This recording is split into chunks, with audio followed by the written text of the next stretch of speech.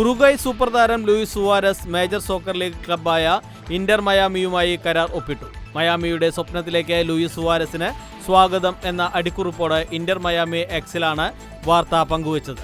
Suarez, Lionel Messi, Jordi Alba, Sergio Busquets എന്നിവരുടെ jersey ധരിച്ച 4 കുട്ടികളുടെ ചിത്രവും ക്ലബ്ബ് പോസ്റ്റ് ചെയ്തു. 9 നമ്പർ ജേഴ്സിയാണ് സുവാരസിന് സമ്മാനിച്ചത്.